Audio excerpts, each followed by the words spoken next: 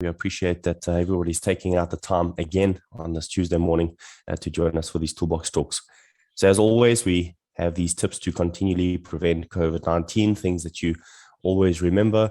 And just as a reminder, these things not just prevent COVID-19, but disease, illness, or occupational illnesses in general. Washing your hands regularly, using sanitizer if you don't have hand soap. A lot of people use sanitized cloths to be able to wash their hands after working with certain things in plumbing.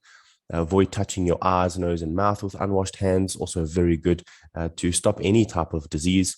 Adhering to social distancing measures currently still in place with the COVID-19 regulations.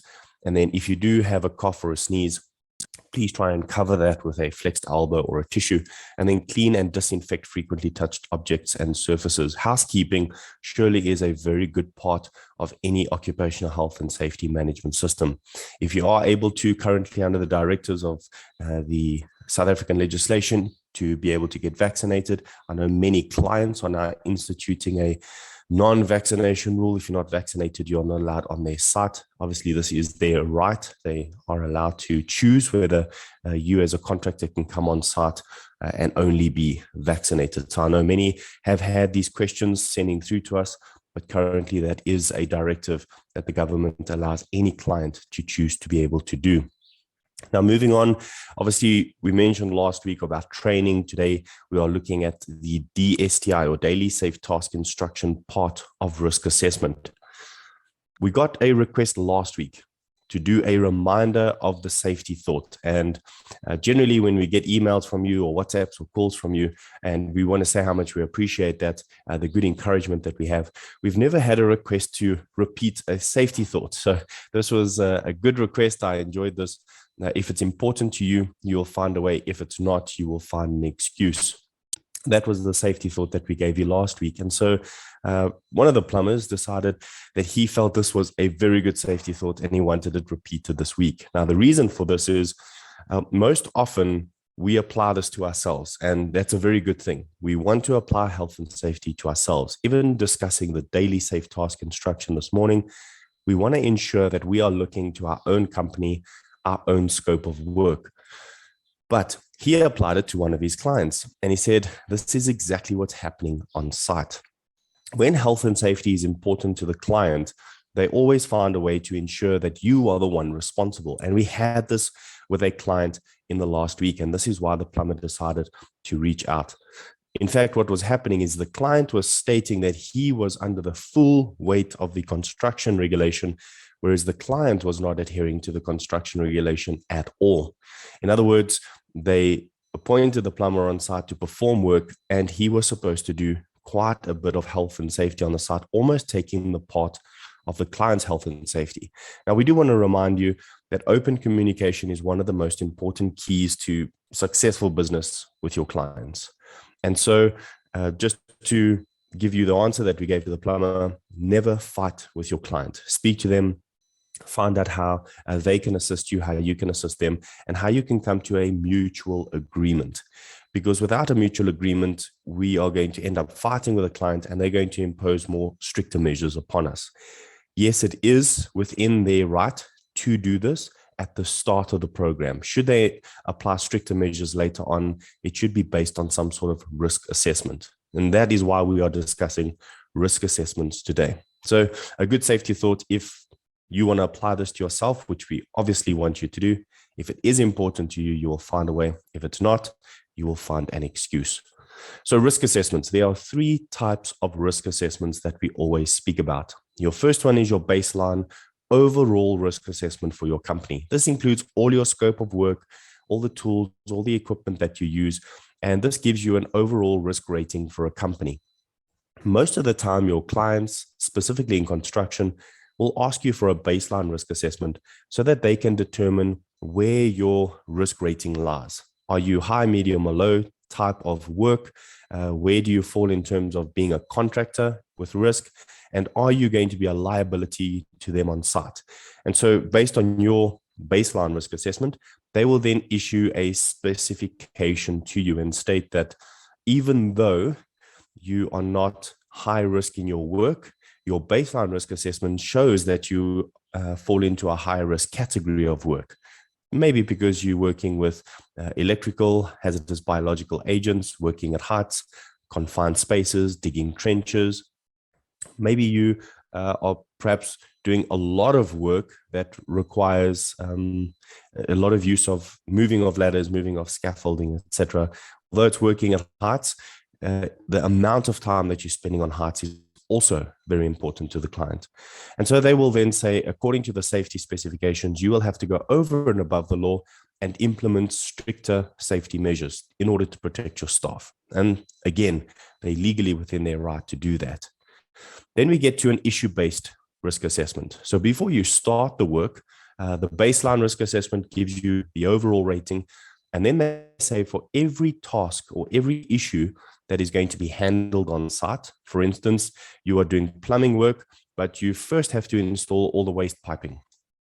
Waste piping would then be one issue or one task that you're going to perform. And so you would have to give them a risk assessment on how you are going to perform that work safely. Then once you start installing the finishes at the end of the project, perhaps the taps and the mixers and things like that, they will then ask you for an issue or task-based risk assessment for that specific work. And all of it must be based on the work that you're doing, the environment that you're working in, and taking into consideration the hazards and risks around you, perhaps even from the site itself that you are working on. Then we get down to a continuous-based risk assessment. Now, as the name suggests, it's continuous. So each of these are vital. As we mentioned, the three types of risk assessments are very important, but the continuous-based risk assessment is likely the most effective risk assessment. Now, why is that? Well, a baseline risk assessment is generally an overall risk, and most employees aren't really involved in it. You see, they get told what's in the risk assessment, they sign the risk assessment, and they don't sometimes understand what's involved in the risk assessment. But a continuous-based risk assessment, like a DSTI, directly involves the employees because they have to fill it out on the day. So let's look at some of the elements of a continuous-based risk assessment, or a DSTI in this case. It focuses on specific tasks, areas, scope of work, or the environment. It's easy to understand and easy to implement. And if you don't find it easy, it's probably because I'm explaining it wrong and not because it's not easy. So we'll show you an example of a DSTI in a few minutes, and then you can tell me whether it's too difficult or is it simple enough to be able to do on site. It helps you to assess the risk in order of priority. And now this is good because the higher the risk, the more priority you want to give it, the more effective mitigation controls you can put in place. And then it must be carried out daily, weekly, and monthly. Now, it addresses the needs of the workers' safety. This is important. As an employee, we want to address your needs to ensure that you are safe while performing your job. And a good thing is that it's planned. So it's a documented plan, it's a procedure, and it's consistent because it's continuous. And so this is what your clients want you to do. So what then essentially are we checking? Well, in the the initial or baseline, as we mentioned, it's the overall one. And when we look at a task, it's for every specific issue. But a continuous-based one, which happens daily, weekly, monthly, is used to check specific things such as the excavation for that day. So not just the excavation in general, because anything can happen over a 3-month period that risk assessment is not being reviewed. Every single day, you are checking what is happening on that excavation. You are seeing what is current in the confined space, and you are checking if there's lockout or tag out that is necessary for a specific task that you're performing for that day. Now, continuous-based risk assessments are given different names. There are different types of documents. As you see there, there's a DSTI, or a daily safe task instruction, a PTO, a planned task observation, and then a JHA, a job hazard analysis. All of these are very similar tools, all designed in order to continually assess risk and protect employees. And we are only going to look at one of them. Only one of them, the DSTI, because a lot of you have to do this on site. A lot of you use our template, or you use your client's template, or you have your own template. And so we're going to go through the basics of this. But we first want to touch on why it is so important. Because as employers and employees, you are responsible under the law and you are liable under the law. Now, according to the OHS Act, Section 8.2b, Section 8 is the duty of the employer. So as an owner of a company, you are responsible for looking after the health and safety of the employees. And it says that you must take such steps as may be reasonably practical to eliminate or mitigate. So eliminate, get rid of it completely, or mitigate, make it safer, any hazard or potential hazard to the safety of employees before resorting to personal protective equipment. Now, this is a very important piece of legislation, and it's going to help us in our DSTI. Because the minute we have some sort of risk or hazard that is attached to the job, we automatically think of what can we put on the person in order to stop them from getting injured. In other words, if you're working with hazardous biological agents, give them rubber gloves or leather gloves in order not to touch it and then be exposed to it on their person. And yes, that's a good thing.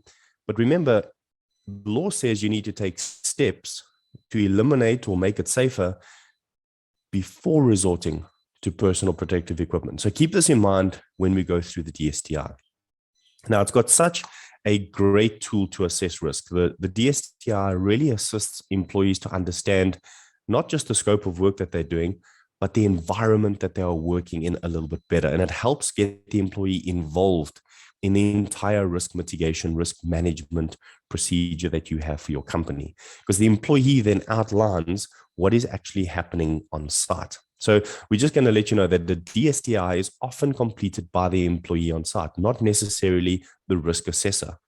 So a DSTI has been designed in order to assist any employee to understand their risks and always be able to mitigate them in a safer way.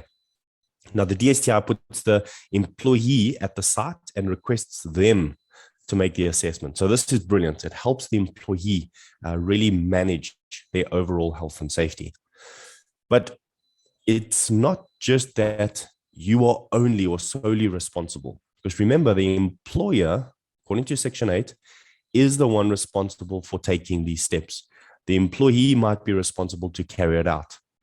And so the liability rests on both parties. Please remember that. It's a very important thing that all employers and employees work together on ensuring risk is completely mitigated on site. So as it's called, your task-based risk assessment, this is a risk assessment that is developed to specific hazards. And then we take a look at a step-by-step method. Now, a DSTI forms part of that method. So let's take a look at how we go about doing this with an installation, for instance, of a geyser. The first few steps that we want to do is when we install a geyser on site, we do a setup. So we first need to know, how do we install a geyser? And this is what you've been trained to do as plumbers. You know what types of tools you need. You know the specific equipment that you're going to be taking. You get your safety file ready. You induct your employees on your own safety file. And if you're going to be doing welding, you'll get a hot works permit. If you're going to be working on scaffolding or higher than a certain height on your client's site, you will get a working at heights permit. Or perhaps they're just going to issue a normal work permit for working on site, depending on where you're going to be installing this geyser. But then from the client side, so your setup is your own personal setup. But then from the client side, they will then ask you to adhere to their specifications. And so you might have to go then and do a site inspection. You need to go in, and this is generally done when you're going to quote the client. So it's very important that health and safety becomes a natural part of each person in the company. The person who goes out to quote for the work and the person who does the work should communicate very clearly to each other what risks and hazards they might each find on site. See, when you go out and do the quote, you know where that geyser is going to be installed. If it's in the ceiling, if it's on a roof, perhaps you as a plumber are doing the quote yourself, then use that opportunity to do the inspection. Check whether it is at heights. Is it in a confined space? What are the weather conditions like while you're on site? Are you going to be exposed to the sun or the elements? Where is the exact environment that you are going to be working in, and take notes on this. Then we take a look at the task itself. So now you've done your setup, you've gone to site, you've quoted the client, they've issued you the permit to be able to start working. Now you start looking at the steps. I need to manually handle or transport all my setup, all my tools, equipment to the working area. So I'm now taking my geyser to where it's going to be installed. And then I need to work with the tools that I've actually brought to site. These could be handheld tools. These could be portable electrical tools. Perhaps I've got to drill into something in order to mount brackets for the geyser to go onto. Then we look at the actual installation of the geyser. Perhaps you're going to be soldering copper piping. Well, this would include your working permit for hot works. Perhaps you're going to be exposed to water because now you need to isolate the water first before putting in the piping in order to connect it to the geyser. Then you need to lift the geyser into place. You need to fasten the geyser. You need to commission the system. Then you need to test whether it's actually working. Then you issue your COC. And on completion of this, well, you're going to do your normal housekeeping. You're going to clean up and you're going to close out that job. So this is a simple list of steps, but it's very important to know that these lists of steps should be the same list of steps that we are putting into our daily safe task instruction. So fitting the geyser to the wall, connecting the piping, connecting the fittings, pressure overflow testing, all of that, then making sure it's actually working and cleaning up. These are all your basic steps of installation. And it can be simplified a little bit more into smaller increment steps, or it can be a little bit more broad. But the most important thing is to be able to identify what are the dangers in each of these steps. So don't simplify it too much that we are not including major risks to our health and safety. And don't make it so intricate, so defined that we're using up 4 or 5 pages of information to say, every step that we take, there's something that could go wrong, but it's not actually that important. We always want to look at your major risks. From your major risks, we look at your medium risks, and thereafter, we then understand that we have mitigated that to a point that is acceptable risk. Acceptable risk is there is always going to be the risk of installing a geyser.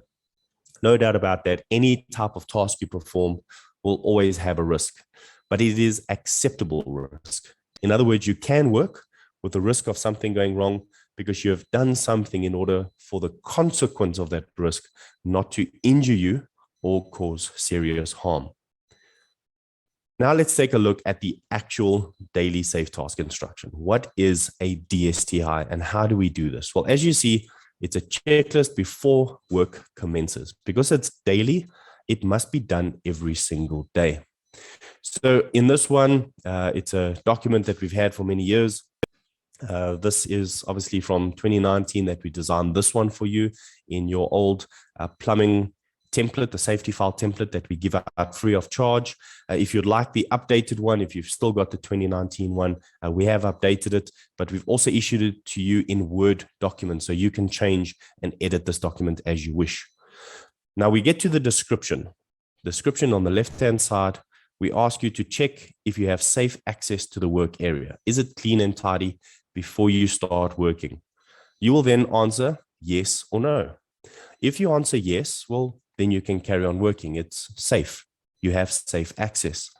If it is no, well, then you need to stop and put in what corrective measures you need to have in place. And then you always have a date on when this was completed. So generally the date area will always be the same. It's going to be on the same day. But should a DSTI state that it is not safe for you to do, you might need to use this DSTI the next day. And so looking at the next description, sufficient correct barricading, if it is necessary. So remember, you can always put not applicable in corrective measures. And if you'd like, the updated DSTI actually has a column that says not applicable in it. It was one of the requests we got, and obviously a very good request. So we do have not applicable, but it is in Word document. So if it's not applicable, what we suggest is just to take out that description and replace it with something that is applicable. That is actually why we designed it with the no, not applicable columns. Electrical equipment in good condition. This is all portable electrical power tools. Now, this is very interesting. When we check yes to electrical equipment in good condition, that should be tied to a register and a checklist for your portable electrical tools on site, which means you actually have to go and see in the safety file whether those portable electrical tools have been checked on that day. You see, you can't tick yes to this document, but the follow-up documents or the documents that correspond to this are not in place. And so it's almost like a double check system for what is currently happening on site. Now, let's say your portable electrical tools have been checked for that week because you only need to check it weekly. And this is in the middle of the week, and you say yes to the electrical equipment. You need to put the date on when that equipment was actually inspected. So there's the date on the right-hand side. You can say that the portable electrical equipment was not checked today on the 8th, on Tuesday. It was checked yesterday on Monday because we did it at the start of the week. And so that will help us to correspond what is happening today and what is happening within the week. Any machine guarding, tools, equipment, have they been pre-inspected? Is there safe access to the site? Is there safe egress? And now this is for working at heights. The ladder, is it safe to go up? Is it safe to come down? Scaffolding, if you are using scaffolding, has it been tagged accordingly? Since you're not the one in putting up the scaffolding, maybe it's a subcontractor or your client, you still need to check certain safety features of that scaffolding to ensure it's safe for you to work on. So as you see, we just go through this entire description. This checklist must be altered according to how you work on site. And we cannot stress that enough. Please make it more applicable to how you work. Ask the necessary questions. We've just put in a whole bunch of different questions to show you what it should be like. And so this document is a template. We are not giving it to you to say this is exactly how you must use it. We've designed it to say this is what it should look like, and you need to adjust it to how you are working. All right, so maybe you're not using SMR boards, you're not using permits, you don't need to have lockout, tag out because you're not doing electrical work. No overwork allowed, maybe that's for cranes or lifting equipment. So again, it's just giving you an overall understanding of what should be going in here, because these are very high risks. You will notice that we're not asking whether fingernails have been cut or the employee looks clean and tidy. That's not a high risk. We are looking at risks that should something go wrong, something serious could go wrong. And that is what a DSTI is really about. Now, if you take a look at the bottom, it says the above list does not exclude and or waive any other checklist and or legal requirements. In other words, your whole safety file, your registers and checklists for hand tools and all of that, portable electrical tools, should still be inspected. So please remember, this is over and above your health and safety file. Now, every DSTI should be connected to a specific risk assessment. So if you've got an issue task risk assessment, in other words, your risk assessment for the 3 is installing 5 geysers, waste geysers, plumbing, a shower, and maybe a few taps. That covers all of that issue for that project that you are performing. This risk assessment or DSTI is only what is happening on the day. And so we look at the current job, list the main steps of the task. So as we mentioned earlier, what are those steps? Setting up manual handling, lifting maybe of the geyser, the installation of the geyser, and then next to that, what are the hazards? What are the hazards of the job? And what are the hazards of the environment?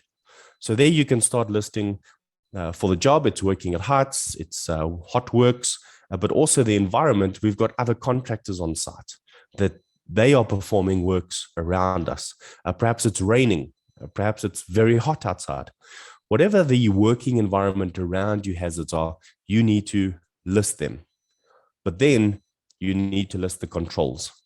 And what type of controls do you need? Do you need to have sunscreen?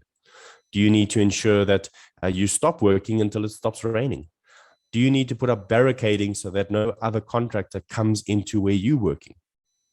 All of these controls then must be required and then implemented. Now at the bottom, we have the legal point of actually signing this off. So if tasks change, the list and the risk assessment must be revised. So if you change anything according to what you've done on the top, then you need to redo the risk assessment.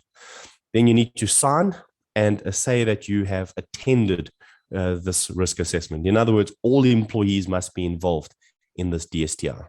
So the responsible person, the supervisor of the team doing the work, will sign it off.